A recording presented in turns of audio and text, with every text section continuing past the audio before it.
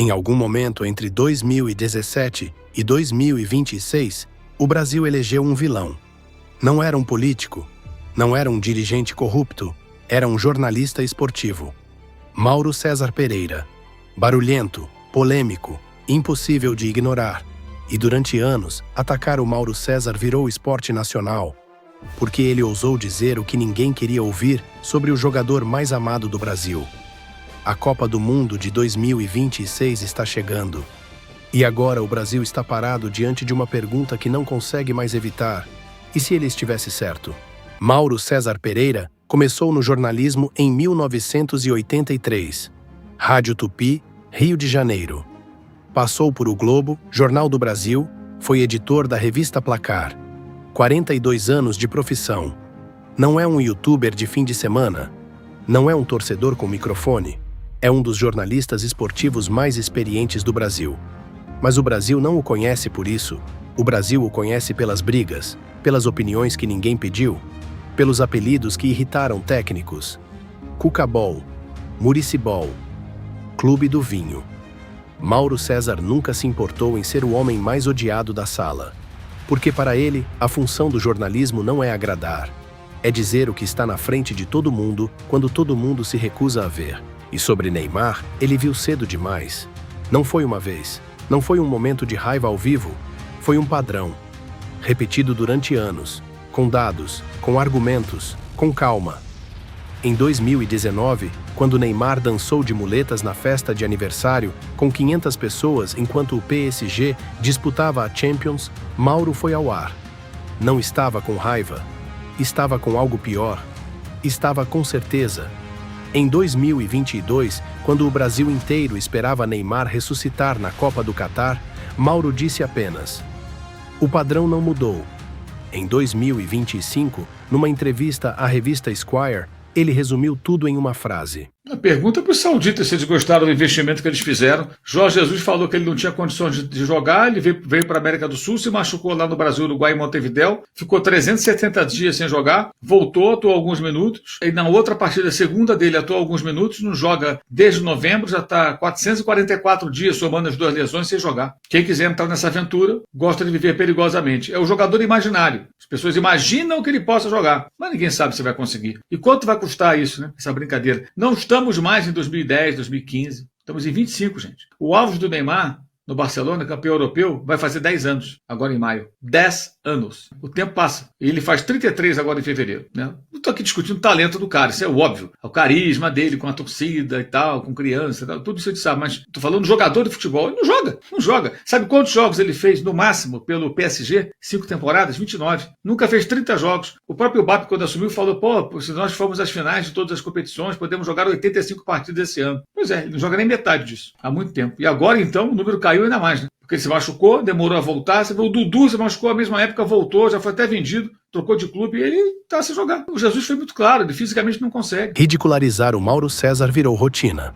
Quando criticou o PSG, disseram que ele não entendia de futebol europeu. Quando montou o histórico de festas e lesões, disseram que ele era invejoso. Quando chamou a convocação de Neymar de aposta no improvável, disseram que ele era contra o Brasil. A resposta era sempre a mesma. Você é louco, você não gosta do Neymar, você não torce para o Brasil. Mas Mauro César não estava falando com quem queria ouvir. Ele estava falando para quem ia precisar lembrar. Enquanto o Brasil atacava o mensageiro, a mensagem se confirmava em campo. PSG mandou Neymar embora em 2023. No ano seguinte, sem ele, o PSG ganhou a Champions League pela primeira vez na história. No Al Hilal, assinou um contrato milionário. Jogou 5 vezes em um ano inteiro. Voltou ao Santos em 2025.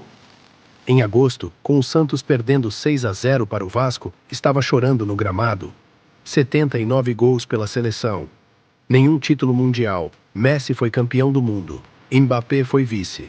Neymar, nada. Absolutamente nada. E Mauro César não disse: "Eu avisei". Não precisou. Em maio de 2026, Carlo Ancelotti divulgou a lista da Copa. O nome de Neymar estava lá. Mauro César foi ao ar no mesmo dia. Acho bem decepcionante, né?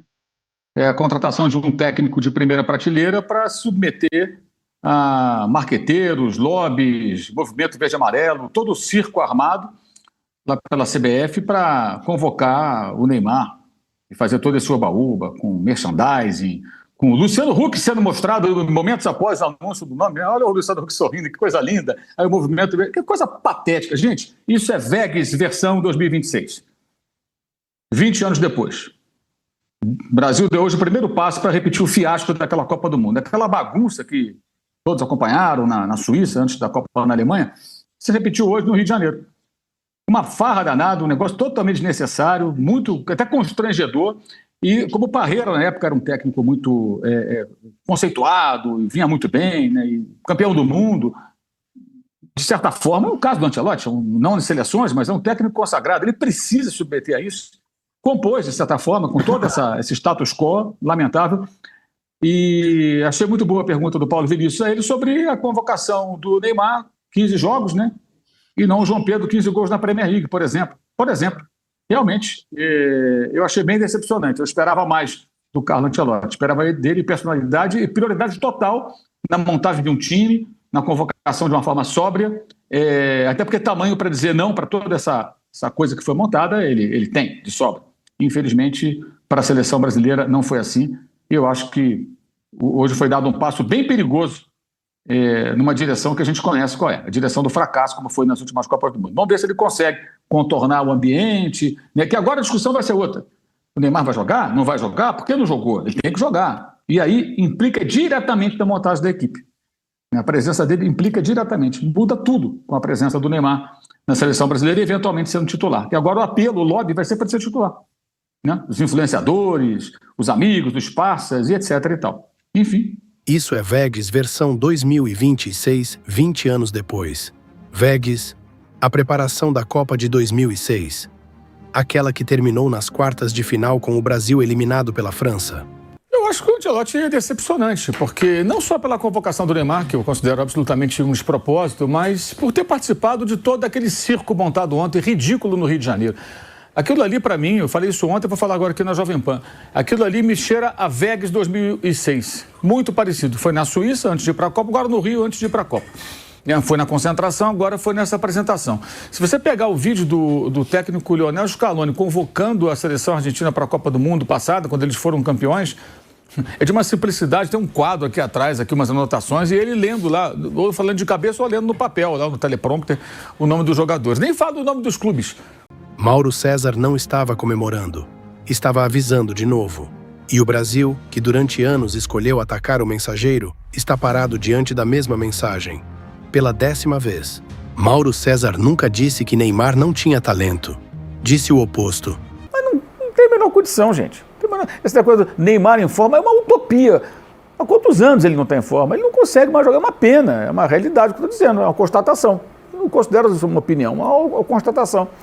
Olha para o jogo, você vê, é o óbvio. É o óbvio. É o óbvio. E eu sempre digo, vou repetir, é o maior desperdício de talento do futebol mundial nos últimos anos, décadas até. Ele era para hoje, na idade dele, ele era para ele estar num patamar assim, porra, depois do Messi, do Cristiano, esse cara, que era expectativa lá atrás, ele tinha bola para isso. Ele tinha potência, mas, cara, na hora que ele vai para o PSG, que ele joga poucas partidas por temporada, várias lesões, e vai, aí depois, aí tá machucado, tá no carnaval, tá machucado, tá no navio, tá machucado, sabe? Quantas histórias assim, infelizmente, assim, passou. O Brasil elegeu um vilão para não ter que encarar a verdade.